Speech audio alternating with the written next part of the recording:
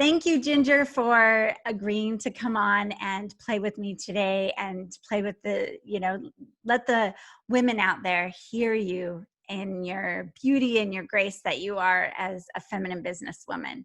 So thank you for joining the show today. Thank you so much, Darlene. I'm honored to be here today and share my journey with all the women out there. Oh, wonderful. Well, I would love how I love to start out the Feminine Business Chronicles. I think it's important for us all to hear, like, what got you interested? Like, what do you do and what got you interested in your business? And I know even if it's evolved, but were you this entrepreneurial as a young person, or did you evolve that? Yeah, for me, it's been a shift. I think as a young girl, I was always very, very emotional. And I fought that because I had a father who thought that I had to be, very logical and very, I had to be a doctor or I had to be an attorney to be considered successful. So I wanted to fit that mold. I wanted to make my father proud. So, I'm also a Pisces and a very girly girl. So I fought that part of me for such a long time. So I actually ended up studying math and physics, and I have a degree in political science and international affairs, and I was going to go to law school.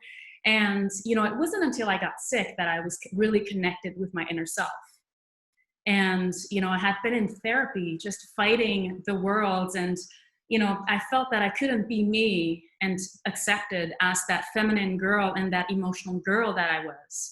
So it's been a long, long fight, and with depression as well, So it wasn't until I found God that I was really called forth to step up into my purpose as that feminine, leader, and as that feminine healer that I could be. What I practice today in my business is very different from what I had, initiated as a young girl, thought I would end up doing, right? So I practice traditional Chinese medicine and I help people overcome their, stories about why they can't be healthy and their lifestyle so that they can permanently change their habits and be that empowered, healthy woman that they are and help live life with health and vitality, So it was scary for me, as a woman to go into that business, because what I had believed was that it's not okay to be woohoo, it's not okay to talk about God in public, and it's not okay to just, be who I was, and it wasn't until I realized that, oh my gosh, I'm so much more powerful when I can actually be my authentic self and be my authentic self through my business and my purpose, that I was really able to, be successful in my life and my business, Wow, that's wonderful. I love that you mentioned that. And I think it's a really good thing for us to talk about, was around the, emotional, where I think we're like I was too, and my dad was like this total genius guy who had a very high IQ, but the EQ wasn't so much there. And so I think we can definitely speak to that authentic emotional self that most of us women are, and how I'm curious, especially because I've battled with depression too, but I've always thought that part of the reason that we battle with depression and anxiety at times as women is because we're not freeing our emotional selves, or, like letting that part of us come up and be free. Yeah. One of the things that I believe is that you can go off the deep end when you are maybe being, overly emotional, but I believe that it's not really it's not really in our DNA to suffer that much. It's our belief system about our emotions that really keeps us a prisoner. Like, if you ask my husband, he thinks I'm a very emotional being, but at the same time, he thinks I'm the most, stable in terms of my emotions. He thinks I'm not going crazy. And I think it's not that I'm not crazy. I'm my own kind of crazy. but I believe that I get to express myself and still be, emotionally strong, and that I have to get upset over stuff.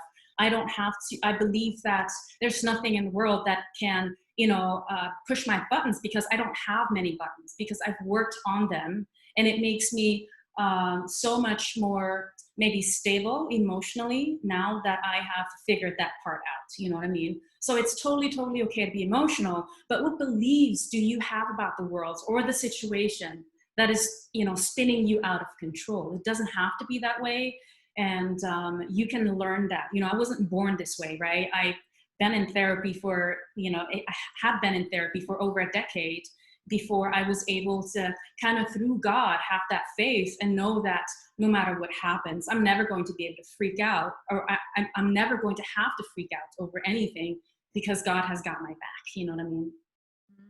I Yeah. love that. Yeah, that's a good uh, perspective to like kind of make some shifts where, yeah, I mean, I think that's happening for me, because we're doing the practice of perhaps, like what I've learned is, circumstance happens and it's how you think about that that causes the emotions that then causes the actions and your results.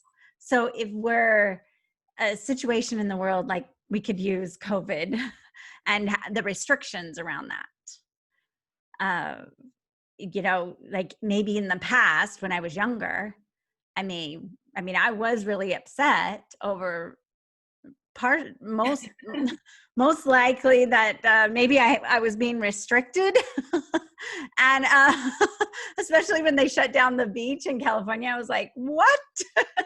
you know we need to be on the ocean. I felt like there was some wrong, but to have that understanding that you're also in the driver's seat of your life and how you view the world, and which is effective of your emotions. But I also do the same thing as like, okay, I'm going to feel this.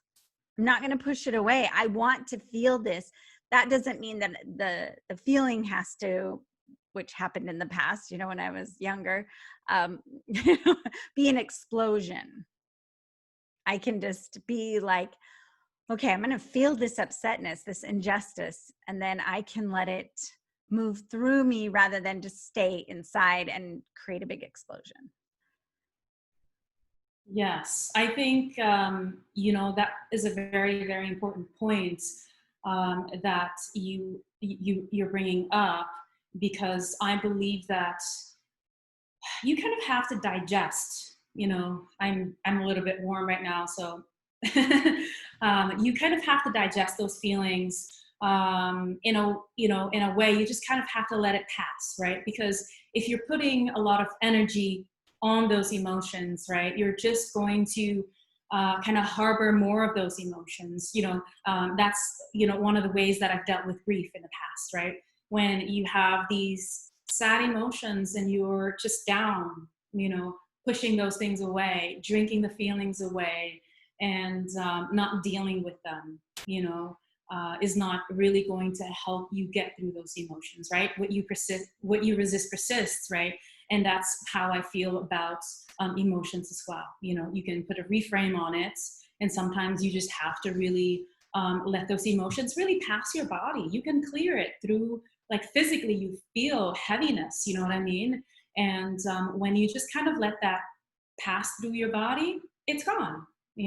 When you put a lot more energy into it, it kind of just persists, and it's kind of stuck in your body, yeah, in some way. So I believe that they're effective and ineffective ways to deal with grief and with emotions, and definitely I've used that trick that you just mentioned many times in my life to kind of get through challenges. Yeah. Yeah. Yeah. I think it's really amazing that we can look at life in like, to remember that we're responsible for it. We're not a victim to it. We're in this, and we are creating it, and we can create it And I've always said, like, whatever you give attention to, you're like, it's almost like you're giving money to it. You're giving emotional money, and you want to actually, you want more of it, because the more money you throw at it, the bigger it's going to get. Or you can just say, okay, I'm going to take back, that doesn't have power over me. I choose how I want to, what can you do with where you are? Yes, Like, yes. When I realized, I've watched the Secret, and I've learned about the law of attraction so many years ago, and I just thought it was a little bit woohoo. I've never really believed in it, and I wanted to, but it was just hard to believe because I haven't seen stuff manifest back then, right? So when I finally understood that it actually applies, the laws of the universe, they actually apply, and that you actually do get to create your destiny, and you do get to create your next chapter. It just unlocked something within me that allowed me to really become conscious of my creations. Because when you don't believe that you have control over it, it's like you're giving up on it already. You're just going to let it happen, and you're kind of sitting in that victim seat, right? And somebody else is the driver, and you're blaming things on God, and you're blaming things on your parents and on your ex and so on, right? But when you actually have evidence all around you and in your own life that you actually do get to be that creator, and you are God, and you're you're a fractal part of the universe, and you have what God has within you. It really, really unlocks that feminine as well, right? That creation, that people who just think rational and they're just grinding, they'll never be able to flow with that grace of God, So very, very beautiful topic. And it's, when you're in flow, when you're in flow, because things, it's like you put the gears on and things just start working out for you. I feel that, in my life, we're refugees. I was born in Vietnam, and my mother, she carried us onto the boat, and, we received asylum in Switzerland, and I didn't grow up lucky. We had a lot of problems. We had just like, the average person. Childhood was maybe difficult. You're fed all these beliefs about yourself, that you're not enough, that, the world is a better place, and everybody is better than you. And now with social media, I think it kind of magnifies all of that as well, but once I was able to realize how powerful I really am, and that I get to create my worlds, it really unlocked that ginger that you are seeing today. And it's never ending, right? You get to continue on that path, and not just in this life, but also in the next life. You know what I mean? So when you're really aligned and on purpose, it really requires that kind of woo-woo part to be revealed in your life. Yeah. It almost saddens me sometimes when we talk about these things and we say, oh, they're woo woo. It's like the part of us that's like that intuitive, that all knowing, all seeing, the things. Just look at a baby. There's something magical in their eyes.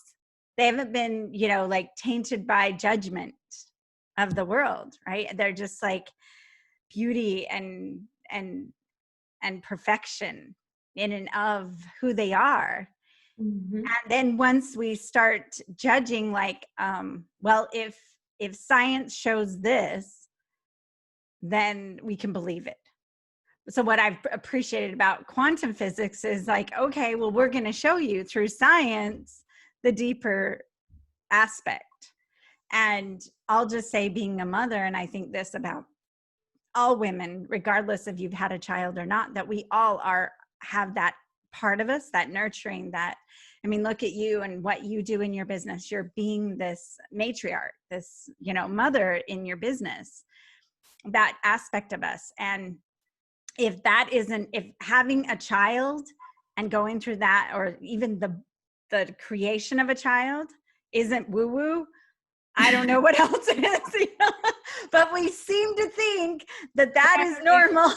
Yes, yes, we are only beginning to understand the universe that we live in, you know, and I don't think we will ever get that unlocked.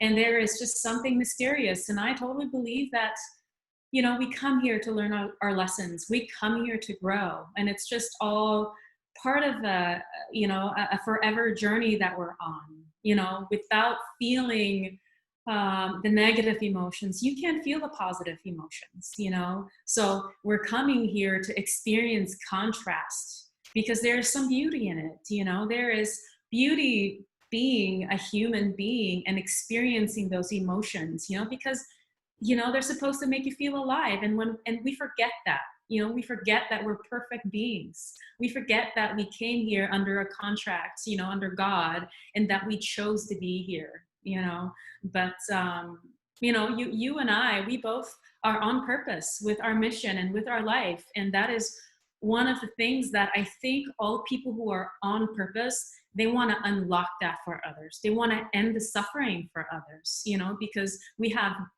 stood there and we know what that feels like, and we have been able to maybe overcome some of those you know, those social constructs, right? Those beliefs that make us miserable, you know.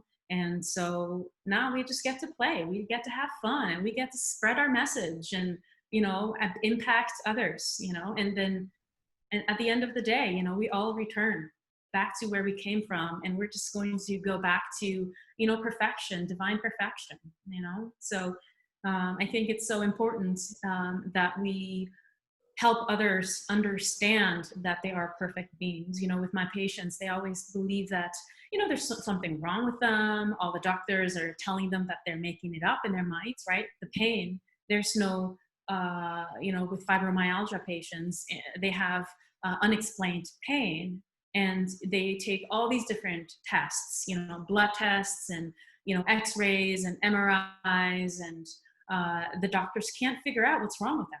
And they give them antidepressants and anxiety medicine, and they're not to relieve pain, to relieve a physical symptom, when there's really nothing wrong with them. Yes, you know, they've been maybe not eating correctly, they've not been, you know, believing that they can exercise because of all the pain, but you got to start somewhere, you know what I mean? And it really starts with just taking that leap of faith, taking that next step, and understanding that you can return your body to perfection. You know, you don't have to suffer that way. So, you know, I digress, but, you know, it really, really starts to manifest when you're, you know, going off the wrong track, right? You're not trusting your body. It's all about the blood flow, you know. You're not trusting that you can change your eating habits. You're being reasonable. You know, when you're being reasonable, you're following the world's model as it exists today. You know, most people are reasonable, but those who really create the world and create more possibility for others, those are the ones that are not conforming. You know, those are people who are a little crazy like you and I maybe, you know, and those are the ones that are going to break the rules and create evidence that it's possible for them, right? Somebody who believes, you know, who's been, you know, going through the medical system, and they've been to 20 doctors, and it's authority that tells them, you can't do it. This is something that you'll never be able to get out of. You know, here's another pill, take it. And they're still in pain. And for them to stay within that system, it's so reasonable, right? It seems like it's the right thing to do, but you can't be reasonable and create something that is going to impact your life massively. You know what I mean? You really gotta go where, you know, maybe the common person doesn't go. Yeah. You know, it's really, again, that leap of faith, you know? Yeah. But, And but trust that there's something, you know, I always say that pain is just it's your body just sharing with you that it's uncomfortable in this moment and it just needs your attention. And yes, you provided that attention in a way that that and what I believe about Chinese medicine and a lot of alternative medicines, it's a way for it's an instructor that's instructing you to go within to heal versus outside, which is take a pill or let's dumb this down. It's almost like, I hate to use this reference, but, but I'm going to, about like, if a parent doesn't want to hear their child crying, a child Right. is crying because they're upset. And Right. then instead of addressing the child and that moment, because like what I've learned through thankfully age, wisdom, one of my wisdom is that this too shall pass. Nothing, whether it's happiness, joy in the moment, or sadness and pain, it's none of it is, it's not forever. Nothing is forever. So if we can give that child or the illness or the pain or whatever, the attention, the deep focused attention and just acknowledgement, and just knowing that, number one, we are so capable of healing our bodies. I've done it in the past. I've been Right. very sick, and I've seen lots of people heal their bodies over the years that I worked with them in the nutritional field. I know, and it wasn't so much about, I mean, yes, they did change their diets, and yes, they did do some alternative things, but more importantly, they changed what was in the thoughts, how Yeah. they looked at the world, how they felt about their body, what the relationship that they were having with themselves and their bodies. So pain is simply, and whether it's emotional or physical, is simply like, okay, pay attention. Where's your thoughts? Where's this coming from? And treat your body. I mean, what I'm amazed by, and I heard this years ago, imagine if you could have one car your entire life. How would you take care of that car? I would say, like, that's what you have right here, this vessel. You have one. Yes. You don't go put, crap gas into your Ferrari, you know. But that brings up an interesting topic of, the root cause or the branch. You can't heal one branch of the tree without healing the entire tree. When it comes to herbal medicine, like, I'm not woo woo at all when it comes to actually treating the human body, but I don't only treat the human body, because while I can make the pain go away relatively quickly with herbs, most of my patients within, I don't know, 4 to 6 weeks, they're 60 to 80% better in terms of their pain. However, if I don't teach them a new belief system, if I don't teach them how to change their diet permanently, how to change their lifestyle permanently, they're not going to be able to hold those changes. It's like, you can't just lose 100 pounds if you're overweight and hold that when you go back to your old way of thinking. It does root in your way of thinking. You know what I mean? So it's, and illness is just a reflection. It's basically one spoke of your tire is out of whack, and that is going to put your entire tire, it's just going to lose the integrity of it. And it's just a micro reflection of other things that are going on in your life. If your health is not good, maybe your wealth is not, in order either. Maybe you're having issues with your career. Maybe you're having issues with your relationship. And those are the things that I see in 99% of all of my patients. If you don't fix your health, you can't fix your wealth. You can't fix your relationships. You can't fix your body. You know what I mean? So it all really is like part of the same system. You got to start somewhere and just take that leap of faith and change your belief about really who you are and what you're capable of. It's actually the brain that it's rooted in. Absolutely. Absolutely. I 100% believe that. And you can see it. I mean, they can show you, I've, with between your heart and your brain syncing, they have measurements that they can test there. And they can see, like, if you're upset in traffic, they can see like this out of coherence. It even shows the neurons in your brain that are, like in a very, like, messing up your brain, but that stress. And if Yeah. you know that, then after, plus the acidity level in your body raises when you're under stress. So all of that acid, that's what creates illness. It makes Right. sense that your emotional state, the way that you think about yourself, the way that you think about the world, the way that you're caring for yourself, whether it's, your job or, your relationships or whatever, put those in order and watch how your life changes, you And know. Darlene, it's so simple. It's really, Yeah. really simple, because when we believe that we're not capable, it creates anxiety in our body. It creates stress in our body. And our physical body is going to respond with the same one response that it has, right? It's going to turn on your sympathetic nervous system, right? Which is fight and flight. When your fight and flight is on, your body literally thinks you're being chased by a bear. When you're being chased by a bear, all of your entire physical body is going to function differently, right? Let's like imagine you're running away from a bear. Your muscles going to get activated. Your heart's going to pump harder. Your lungs are going to get oxygenated more. You can't sustain that forever. And there's no bear running you. All that's running in your system, in your brain, is a software that's been conditioned to think stressful thoughts. And while you're in that stressful, your body just can't get into that healing mode. Your body's just going to see the world as a threat, life as a threat, and you can activate physically. You can't activate your, rest and digest. And if you can't activate your rest and digest, gosh, it's over. Why even live, right? Because you're going to be miserable. Yeah. So it's really that simple. It's just your thoughts are creating a physical stress in your body that's going to not allow for your body to heal, and you feel it, right? So really aligning with your higher purpose, really what it gives you is inner peace, which is going to give you physical peace, which is going to create health in your body. Absolutely. I love that.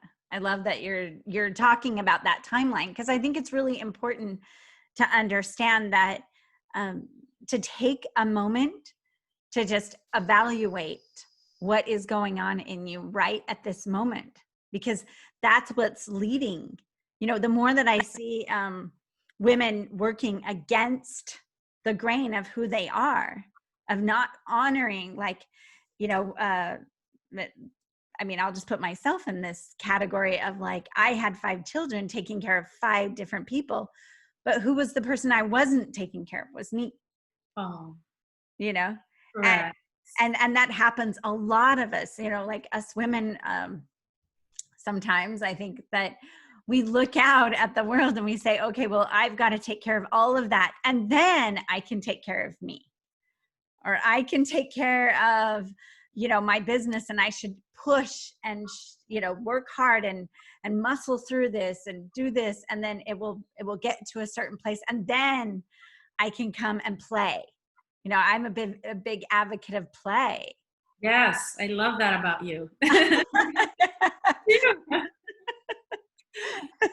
Because if this isn't going to be fun, like, what's the point? Yeah, seriously. Yeah. Yeah.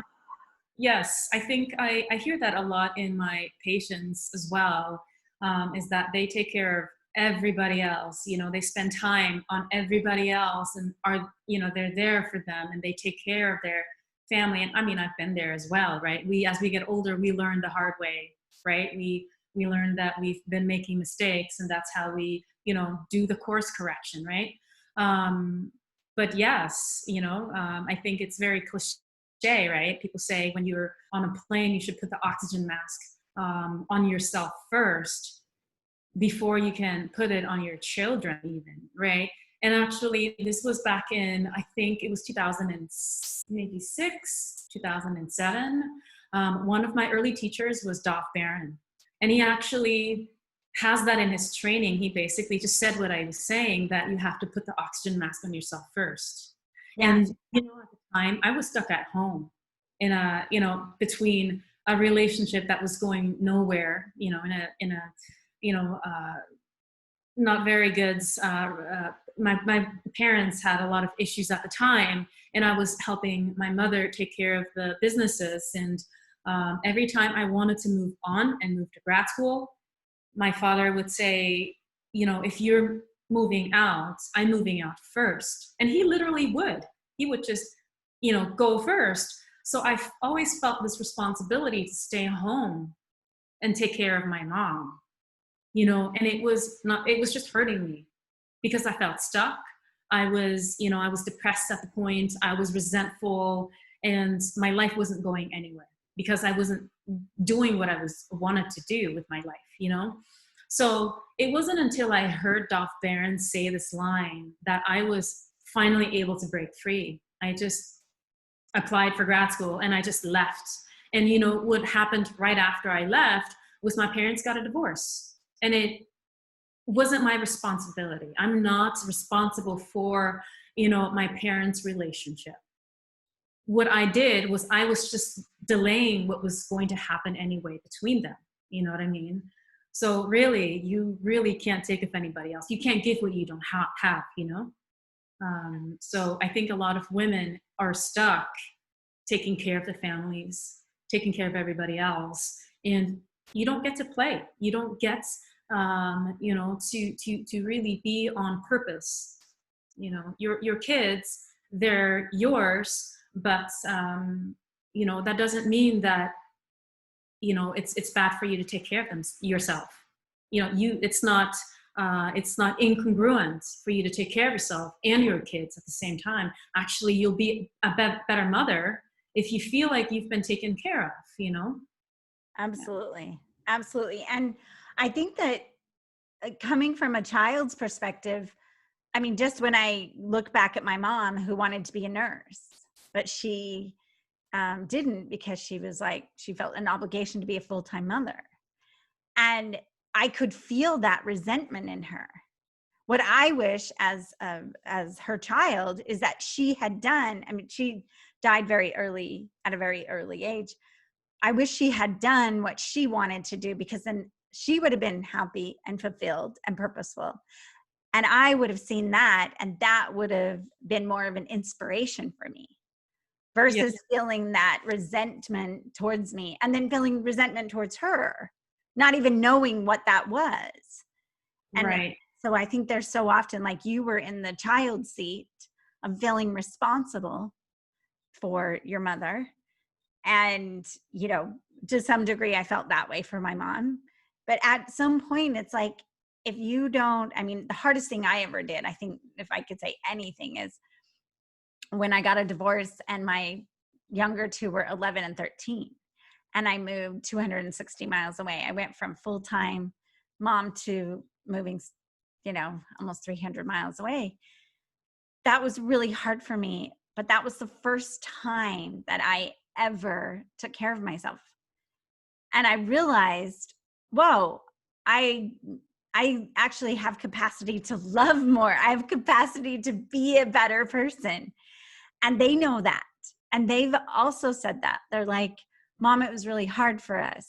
It really just felt like it was very heartbreaking. But Mom, you're a better mom. And I wish you had taken care of yourself before.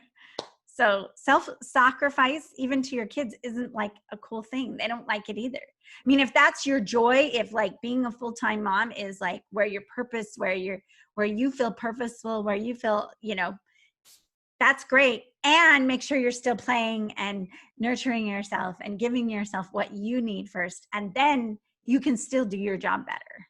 I think it's feel that, feel, even if you think you're doing the right thing and you're staying in the marriage and, you're taking care of them first and not really, prioritizing you. I think kids can just feel when you don't feel like you're taking care of yourself, because it comes through. It comes through, via our facial expression. It comes through when we're speaking in our tone of voice. Yeah. And also in how we take care of others as well, Absolutely. You can feel a person that's really full, and you can just see a person that isn't, and that's definitely, I've experienced that for sure. And you've probably seen it so much in your practice. And then again, with your experience with your mom, I mean, it can happen either way, with our kids or with our parents, with someone we feel a responsibility towards. Yes. It's really that underlining. And then again, in business, just like with you have patience, you've got to do the work, the practice of nurturing yourself, of caring for yourself, so you can show up for them as well. So that's another area that you can really start to just not show up as powerful and on purpose. Absolutely. I don't know if you know this, but I was sick and obese at one point.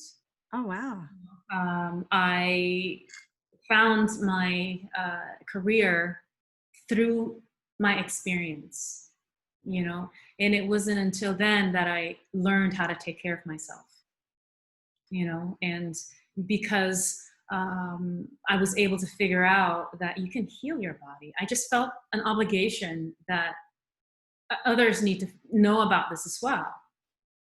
Just because like most people who come to see me, they've been through, the conventional medical system, and you can't find health if you're just piling on, the pills and not changing what caused the shit show to begin with. Excuse my language. Yeah. So yes, absolutely. I take care of myself and I prioritize myself, even in my relationship.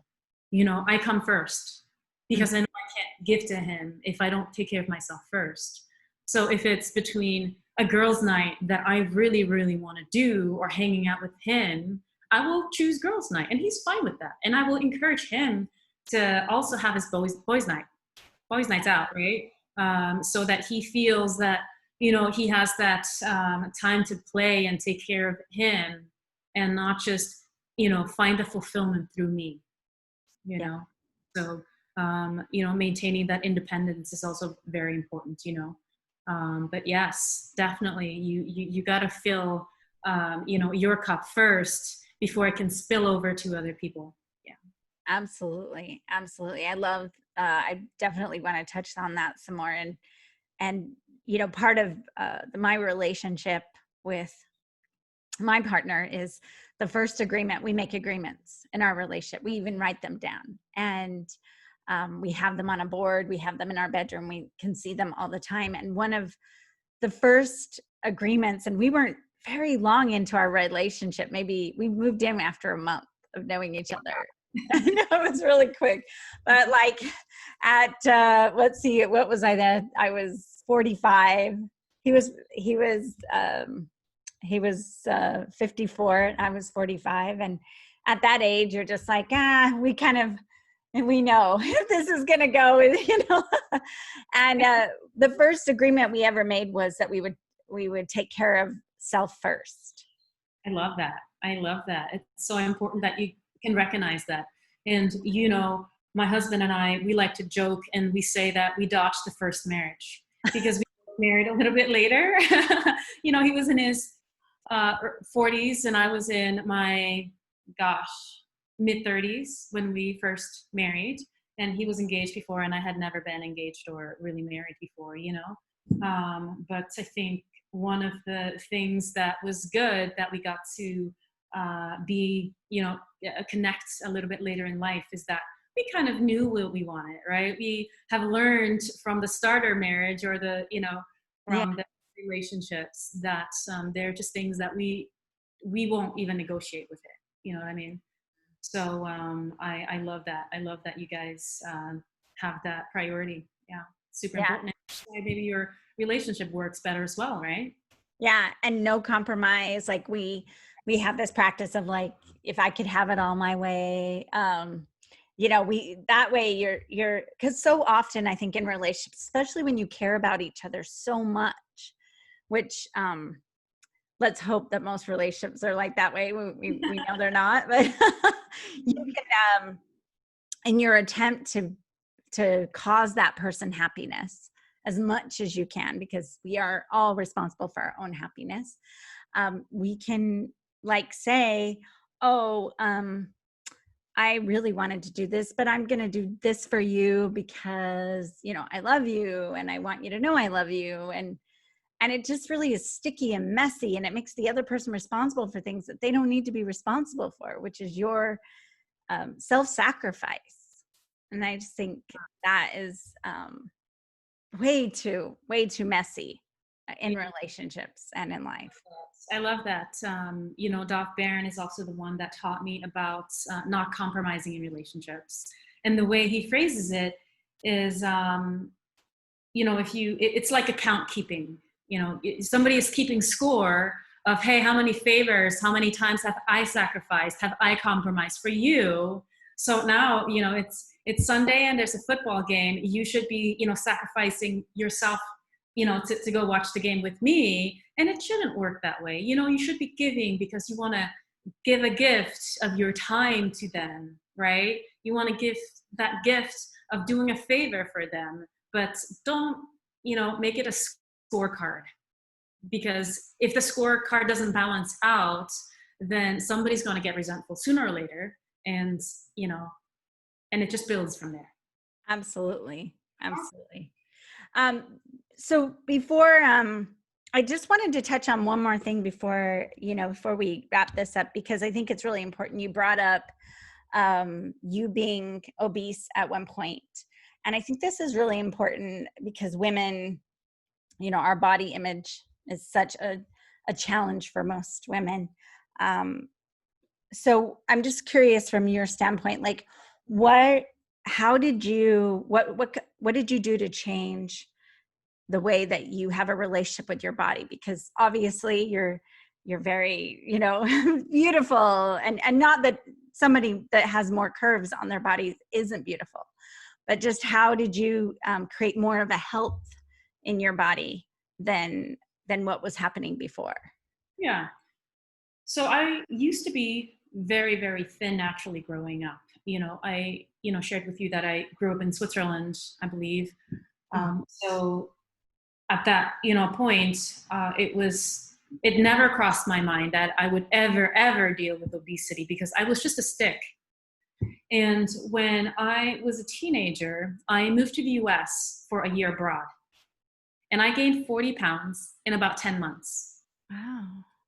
And, I left the US, I was a size 16 at the time. And it happened very quickly. My mother did not recognize me. She literally made me feel so bad. And it's the Asian way. She basically just will tell me, hey, you're fat, lose some weight. And that was her way of, showing me that she cares. And I got it.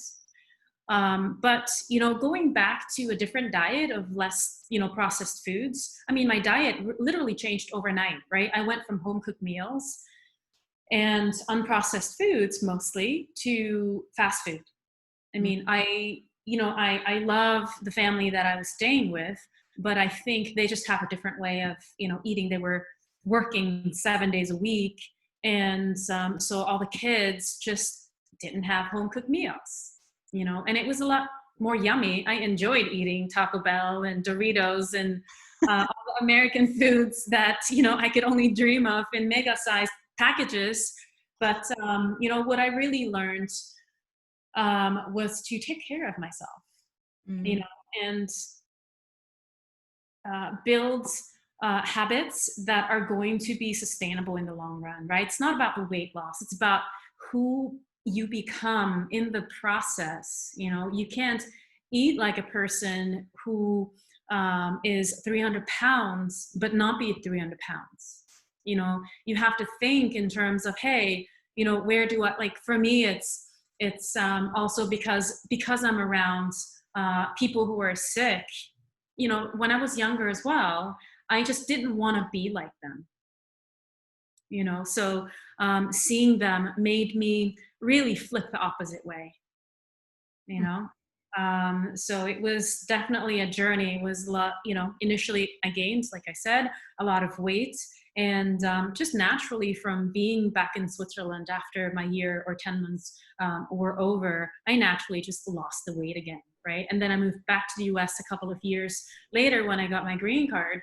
And at that point, I had better habits already in place because of the mistakes that I had made in the past. I looked at my mistakes and kind of evaluated what I wanted for myself. right? And it's been a journey. It wasn't just overnight I moved back to Switzerland and everything was good again. It was definitely, I had to lose my health literally to realize how valuable my body was. Mm. I got super fatigued. I share that story to my patients all the time because they're dealing with fatigue. And I was at one point so sick that I couldn't get out of bed, Darlene. Like literally, I would get up in the morning, just, awake long enough to take a pill or take a couple of pills, and I would go back to sleep. And I would wake up later hoping that the pill kicked in, their stimulants. It's 7 o'clock.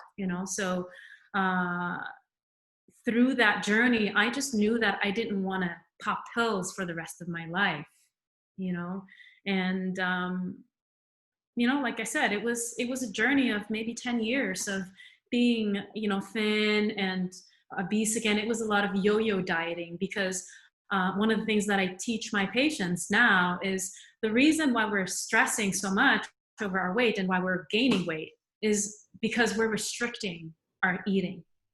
Yeah. Right? We're desiring to lose weight because we're, first of all, physically we're abusing our pancreas, right? We're creating this sugar roller coaster in our body, and then we gain some weight, and then we start restricting our diet. And through discipline alone, it's not enough because it's like crack. Literally, sugar is like crack. And when you are hungry, your physical body doesn't want you to die. It's going to kick in as a survival instinct, your hunger, and you're going to want to eat. So when you have such a restrictive diet that doesn't satisfy you physically, right? Because you're not getting the nutrients, because your brain is just depleted, your body's going to want to eat more, and then you restrict, and then you want to eat more, and then you restrict. And here goes the, binge eating, here goes the yo-yo dieting, So what you really need to look at when you're constructing your diet is, what is going to satisfy you and help you maintain or lose weight slowly so that you can be at your, healthy dream weight for the rest of your life. Yeah. It has to be sustainable. You can't restrict yourself for a long time. Otherwise, you're going to go back to that yo-yo dieting again, So we help our patients figure out what that diet looks like for them. Some people love keto. I have one of my patients, he loves keto and it works well for him. So he's doing it and he's losing weight. For others, that doesn't work. For me, for instance, keto doesn't work. We've talked about, vegan foods before, right? Because you and I both are vegans. When I eat a vegan food, I feel that I can eat so much. I can eat as many vegetables as I want. And also I eat, relatively a lot of carbs, but it's not the processed kind of carbs. I'm eating beans, I'm eating, some rice, I'm eating oatmeal, but I get to not deprive my body. And I feel like I'm eating quantity, and I am, Yeah. but I'm able to maintain my weight because I've created my diet so that it doesn't deprive me. You know what I mean? So really, it took me many years to figure something simple like that out. But it's really the secret. You just have to be satisfied with your diet. Yeah. Yeah. And take care of listening to what, for me, I started off eating vegan just because I would notice I would eat a piece of bread. I would get incredibly sick. That was, vegan too, but it just grains for some reason just didn't seem to. Just pay attention to like eat something, pay attention. How am I feeling in this moment? And so when I put a big, nice smoothie that's fruit and greens in my body, I feel so good and alive. And it's, 32 ounces of yumminess. Right. That just gives me fuel, and I feel like satiated, and I feel full, and I feel relaxed, and that, it doesn't, like you said. And then I think there's a good place to also know that going back to, it's got the foods, but you also have to come to your head. A lot of times I spoke with a woman once who I had helped lose 140 pounds in a year. And she was 300 when I met, 300 pounds. And she was 5'7" when I met her.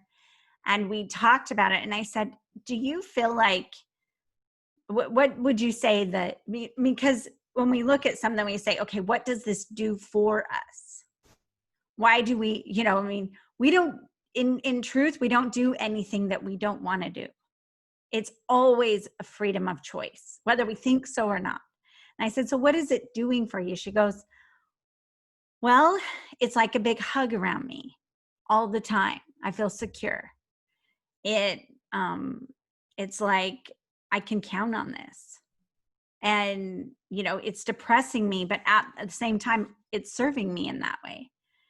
And I go, how does it not serve you? And then she made a huge list of how it wasn't serving her. And when she could look at that, and I said, okay, this is going to be more about creating a new relationship with you and your body. And so every day, the hardest part, so she changed her diet, it was easy. She started moving her body, that was easy. The hardest part of her regimen when I was coaching her was that she had to love one thing about herself every day. And she's like, that was the hardest part. But at the end, she created such a relationship with who she is that she went on to create an amazing relationship. She got married. She had, released all that weight, and she didn't need it anymore. It wasn't serving her because now she was serving herself. She didn't have to create a hug or create a barrier around her, a barrier that kept her from really playing full out in the world. And so I think that's the most important. I talk about this about money. Women are masters in relationship. So if you can remember that, and then whatever you find that you're struggling with, start creating a relationship with it, a relationship with your money. Do you have a love and abundant relationship with money? Do you have a loving and adoring relationship with your body? Do you have a relationship with food? What is it that you need, and go into that so that you can shift the way things are in a very natural way without force. There's no need to force something. Yes. If hunger is not the problem, food can't be the solution, and there's always a payoff for people. Yeah. Whether, it's that high that they get, that chemical high from the foods, or, they're actually getting nourished. I mean, or they get to be right about their story that they'll never amount to anything, right? Which absolutely. A lot of women grow up believing that they're not good enough, like I said earlier. And sometimes that's the payoff, that they're right. And that, I had a patient once who was sick because, he didn't want his father to see him succeed. And that was the payoff, that his father screwed him over. And to give his father the pleasure of a successful son, that was not right. So that was his payoff. And once we uncovered that, he was able to turn that relationship with his body around. But it's as simple as that. And those beliefs, they just dictate our future, really, But that, the payoff usually is not visible. It's not obvious. If it was, then, everybody would be at their ideal weight, right? But, there's always sometimes that payoff that is not serving them. So, it doesn't make any sense whatsoever. And humans, we don't necessarily make any sense, right? We're just, thoughts in the universe, right? And just becoming aware of what we're creating in our lives, with our beliefs. And sometimes, all the time, there is another reality that might come forth later, so making sure that we are reevaluating what our goals are and whether what we're doing is actually serving us or not makes sense, like a yearly evaluation. I used to eat a lot of meat, low carb.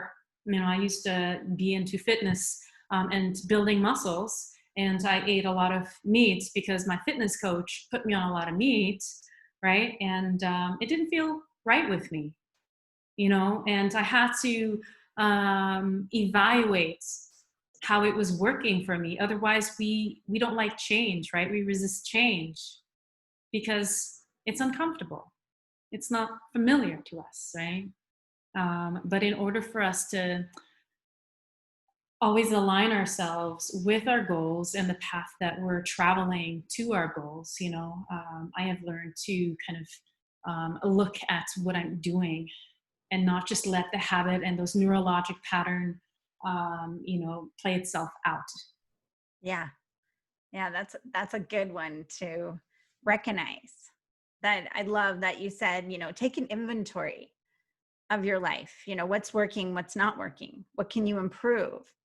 Because you have the power. And at times we might get a coach which really, doesn't align with us. And then we look for another coach because coaches are amazing, mentors are, amazing. We cannot see, I always call the blind spots. You know, Absolutely. we need others to help us. Right. And it wasn't that the other coach wasn't, you know, awesome. She was Yeah. awesome. But I think her outcome was different.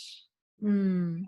You know what I mean? She teaches or she coaches clients who do these fitness competitions, right? And that's not like long-term sustainable for me.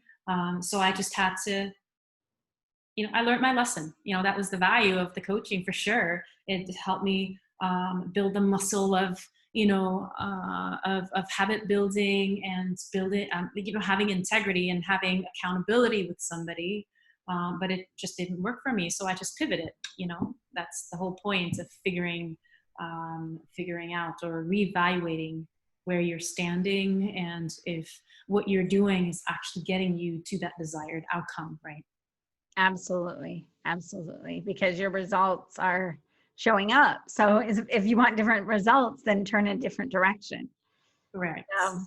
So tell us how can our audience get a hold of you if they're interested in seeking, finding that they're in some pain or struggling with their health in any way, how they can reach out to you for support. Yes. So I am no longer taking on, you know, patients for anything besides fibromyalgia and chronic unexplained pain. So that is my specialty, and I have a program for that. The program is, you can find more information about that under fibrosolution.com. And that is a transformational program for those who have fibromyalgia and literally know where to turn. And in the time that we're together, I basically help you, you know, drastically change your habits, your lifestyle. I will help you figure out a diet that works for you, and we will also make you know, very fast, drastic changes in your symptoms, such as pain, chronic fatigue, insomnia, and so on. That, you know, all the symptoms that accompany somebody who has fibromyalgia. Yes. Yeah, well, thank you. And I'll definitely put that information in the show notes. And it was such a pleasure for you to come on here and for us to discuss all these various topics that women struggle with, that us women, we can all relate to, and, from our bodies to just our thoughts, that emotional feeling, but not letting our emotions control who we are, I think was really an important, if we're summing this up, is really important to understand, because they can lead to all the things we talked about, from eating disorders to, I think disordered eating is a pandemic, worse than anything else that I think we have in especially Western cultures, because we see the results of that.